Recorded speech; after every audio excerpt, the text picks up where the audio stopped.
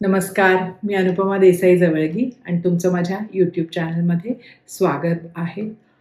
तुम्ही कधी अशा प्रसंगाला तोंड दिले का, की तुम्ही कुठल्यातरी व्यक्तीबरोबर वाद घातलाय आणि ती व्यक्ती ना काहीही ऐकून घ्यायलाच तयार नाहीये. म्हणजे तुम्ही हर तऱ्हेने समजावून सांगण्याचा प्रयत्न करताय, पण असं वाटतं की त्या व्यक्तीला काही ऐकूच येत नाही किंवा त्या व्यक्तीला काही समजूनच घ्यायचं नाहीये.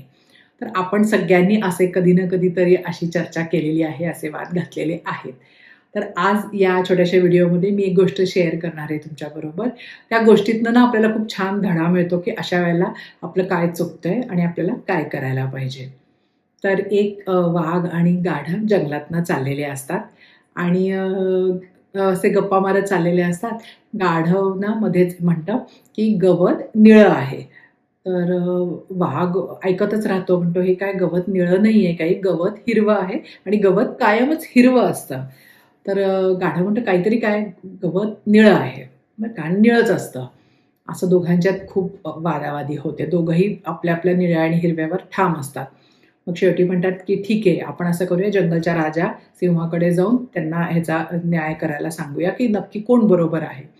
मग ते दोघं जातात सिंहाकडे आणि त्यांना सगळे सांगतात, की काय त्यांचा वाद झालेला आहे. गाढव म्हणतात, "बघा मला ह्यांना सांगा, की गवत निळंच असतं." आणि वाघ म्हणतो, "सो हिरवं." तर सिंह म्हणतो, की "नाही मग गवत निळं आहे." तर मग तो खूप गाढव खुश होतो आणि म्हणतो, की "बघा इतका वेळा माझ्याशी वाद घातला, तर या वाघाला काहीतरी शिक्षा द्या." तर तो म्हणतो, की "ठीक आहे." वाघाने आता 1 वर्ष काही बोलायचं नाही, वर्षभर. आणि मग गाढव खूप आनंदी होतो आणि निघून जातो, की आपलं बरोबर होतं असं समजून.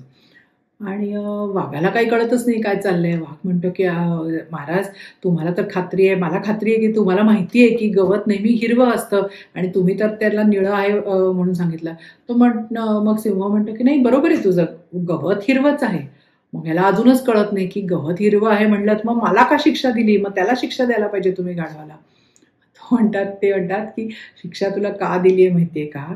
की गाढव त्याला निळं म्हणतं आहे आणि तू एवढा हुशार असून तू या गोष्टीसाठी त्याच्याबरोबर इतका वेळ वाद घातलास, तर त्यासाठी तुला ही शिक्षा आहे.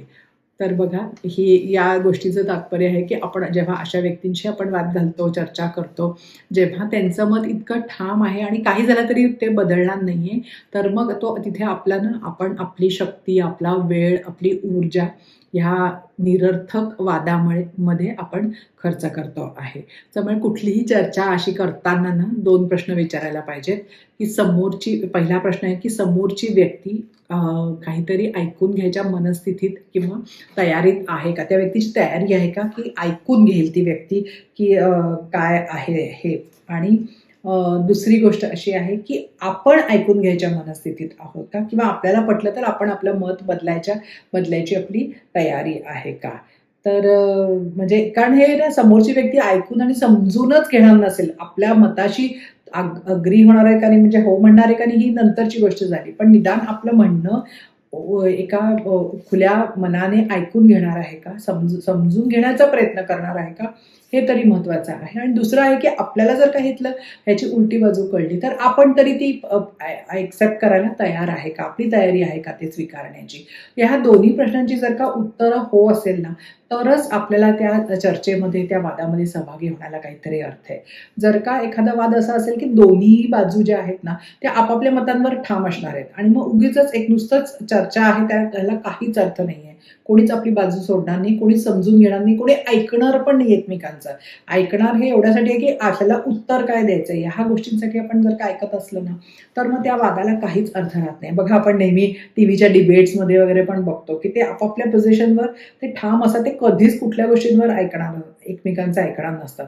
आणि मग अक्षरशः आपल्याला 1 तास ते बघून ना आपलं डोकं चढतं, की हे काय चाललं आहे.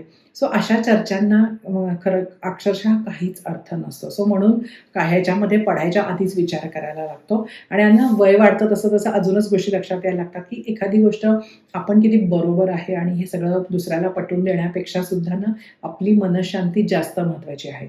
सो बऱ्याच वेळेला ना एखादा गैरसमज झालेला असला तर तो दूर करायची अगदी आपण अट्टहास करायला पाहिजे असंही नाही. एखादा प्रत्येक म्हणजे वाद आपण जिंकायलाच पाहिजे असं नाही. म्हणजे असं हळूहळू लक्षात यायला लागतं की ह्या सगळ्यांपेक्षा ना आपली ऊर्जा, आपला वेळ, आपली मनःशांती, आपलं सुख हे जास्त महत्त्वाचं आहे. आणि ते असं आपण मागे पण एक व्हिडिओ केलेला आहे की आपल्या ऊर्जेचा वगैरे सगळ्याचा एक बॅलन्स असतो वेळेचा. तर तो असा खर्च व्यर्थ ह्याच्यामध्ये खर्च करण्यात काहीच अर्थ नाही आहे. सो पुढच्या वेळेला ना कोणी तुम्हाला म्हणलं की गवत निळं असतं, तर म्हणायचं हो, आणि आपण त्याच्याशी अजिबात वाद न घालता आपल्याला जे काही करायचं आहे ते आपण करायचं, आपल्या मार्गाने जायचं. म्हणजे इथे ना आपलं ते लेट देम आणि लेट मी खूप कामाला येतं, की लेट देम त्यांना काहीही म्हणू दे, आणि लेट मी म्हणजे मला काय करायचं ते मला करू दे. हल्ली हे जास्त का लक्षात घ्यायला पाहिजे माहिती आहे का? असं दिसतं की हल्ली लोकं सोशल मीडियावर म्हणजे आपल्या WhatsApp ग्रुप्सवर भांडत असतात. अगदी क्लासमेट्सचे ग्रुप असेल तिथे सुद्धा अगदी पॉलिटिकल पार्टीजवरनं अगदी हमरातुमरीवर लोकं येतात. कोणालाच काही ऐकून घ्यायचं नसतं. मुद्दे एकमेकांना नुसते पटवून द्यायचे असतात, पण ऐकायची तयारी नसते कोणाची. किंवा सोशल मीडियाच्या अगदी कमेंट सेक्शनमध्ये पण लोकं एकमेकांची वाटेल त्या भाषेत भांडत असतात. सो हे ते सुद्धा दुसऱ्याला काही दुसरी व्यक्ती पटवून घेण्याच्या ह्याच्यातच नसते मनस्थितीत. सो कितीही म्हणजे कडवटपणा नुसता वाढत जातो लोकांमधला अशा वेळेला. सो म्हणून ह्याच्यापेक्षा ना लेट देम आणि लेट मी हे सगळ्यात जास्त हे आहे, की प्रत्येकाला बरोबर असायलाच पाहिजे, प्रत्येक वाद आपण जिंकायलाच पाहिजे असं नाही आहे. कधीतरी आपण शहाणपणाने दुसऱ्या व्यक्तीला पटवून देण्याच्या पेक्षा आपल्याला हे आधी पटलं की ह्याचा उपयोग नाही आहे, ते जास्त महत्त्वाचं आहे. सो हेच आज तुमच्यावर छोटासा व्हिडिओतनं शेअर करायचं होतं. आवडला तर लाईक करा. ज्यांना फायदा होईल त्यांच्यावर जरूर शेअर करा. चॅनलला सबस्क्राईब करा. आणि असंच पुढच्या व्हिडिओमध्ये एक नवीन विषय घेऊन भेटूया. थँक्यू. नमस्कार.